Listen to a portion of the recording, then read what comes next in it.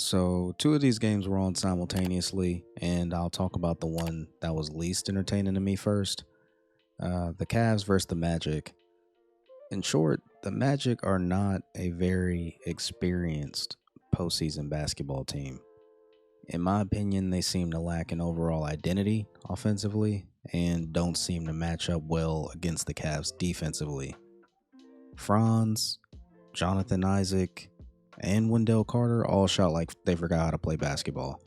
And it showed on Paolo's face all game, as he was the only one who seemed to shoot remotely decent.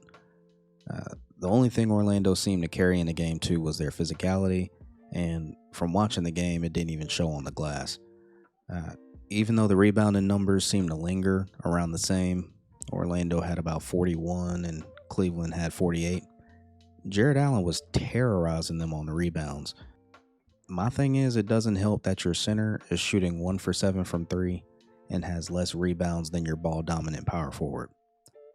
Now, I won't exactly call this small ball because the Magic are one of the longer teams in the league, but it seemed very inefficient to have Jonathan Isaac attempting to hold Jared Allen with the switch everything defensive schemes that they were running.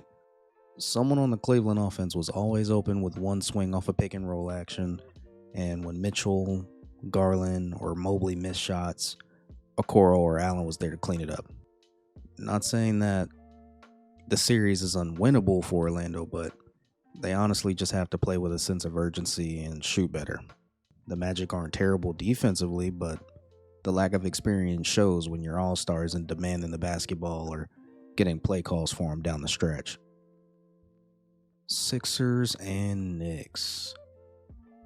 Honestly, this was a fun game. Fun game to watch. There's a few things I want to touch on.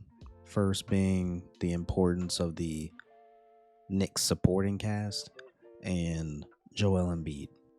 So this game ended with a controversial no call at the end, following a clutch three from Jalen Brunson and a Tyrese Maxey turnover on the following inbound, which then led to a game-winning Dante DiVincenzo three-pointer. I think it was a good no call. From my point of view, it looked like Tyrese Maxey flopped, and in my opinion, it's the playoffs. You just can't do that. You can't flop and turn the basketball over like that.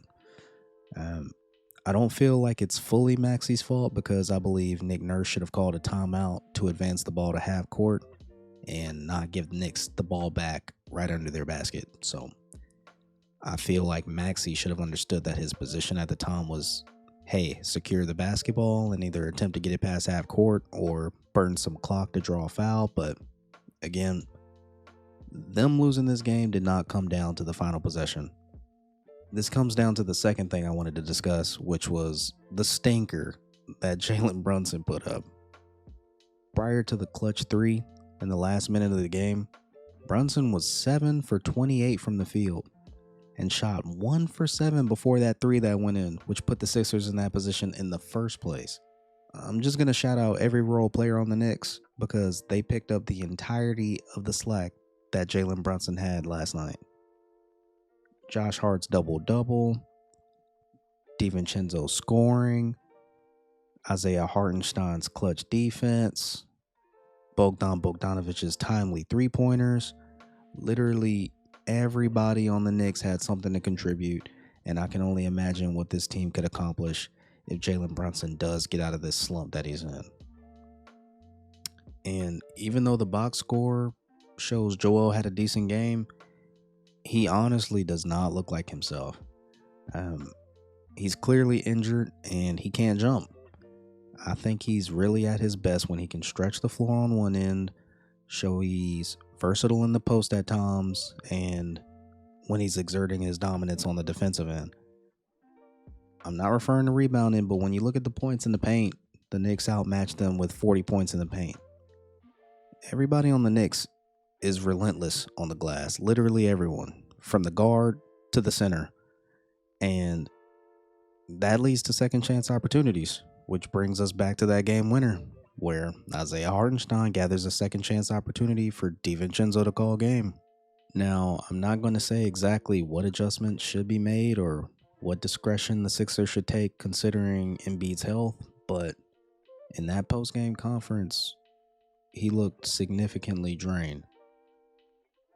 One thing I can say is, as the star player of a franchise, hanging your head only being down 2-0 is bad for morale, especially your young guys. You have to be the one to set an example, and Embiid's body language just seems to exude, yeah, we lost. So, again, fun game. That last minute had me jumping out of my seat, and all I can say is I'm glad to live in a time where Knicks basketball is fun to watch. Last game of the night, man. Lakers Nuggets. Oh, what a game, yo. Honestly, this game was unique. Not too much to talk about. Anthony Davis and LeBron were both playing well, and the man who stepped it up was D'Angelo Russell. D'Lo was scorching from behind the arc, cashing in about 6 threes, giving the Lakers a 59-44 lead going into the half. But it's like the Lakers are bizarro warriors. It's like, you remember prom Warriors, when the Warriors would be down like 30 points, and then going into the next half, they wouldn't lose any ratings on their viewership because you knew that the game could turn around into a Warriors 20-point lead at any point in the game. It's vice versa for the Lakers. Damn near everyone on the Nuggets struggled except Jokic, and I'm pretty sure Mike Malone went into halftime not having to say a word. I'm not sure if it's a combination of the Lakers tending to lay their foot off the gas and the Nuggets having an innate nature to win, but KCP, MPJ, Christian Brown all play solid defense and hit buckets to swing the momentum. And on the other end, you got Rui Hachimura, Spencer Dinwiddie, and Gabe Vincent getting barbecued doing cardio. Jokic and Murray proceeded to hit about 5 or 6 straight baskets, and then LeBron misses a clutch 3 to seal the game. And truly, it's a shame because LeBron was having a classic night until disaster struck. Right off the heels of AD saying he believes he's the best defender in the league, he gets put on the Jokic hibachi grill and then gets gamed by Jamal Murray from a step back fadeaway 2.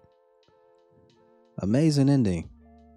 And honestly, Laker fans, like Darvin Hamboni said, there's only so much you can do against a title contender with a reigning MVP. You can't stop him. You can only hope to contain him. And it just so happens his sidekick has a flamethrower and the entire team behind him plays with a chip on their shoulder. But yeah, those were my takeaways from day 3 of NBA playoffs. I may make some more of these depending on how much traction these get, but yeah, leave a like on the video or drop a comment in the comment section if you want to see more videos like these, and I'll catch y'all in the next one. Till next time, peace.